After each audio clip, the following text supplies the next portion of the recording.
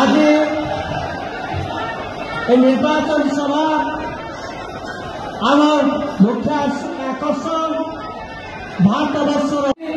आज आम भद्रक लोकसभा निर्वाचन में पदार्पण कर मैकापुर सान मैकापुर आसी धन्यवाद से भरसा विश्वास रखी मोर वक्तव्य रखी आपण मान विदाय रोची। नमस्कार।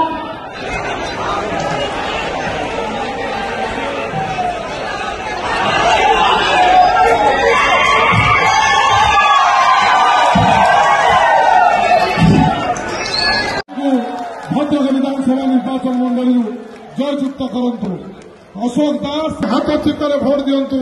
अशोक बाबू को छवि से देखा पड़ो से भोट देवे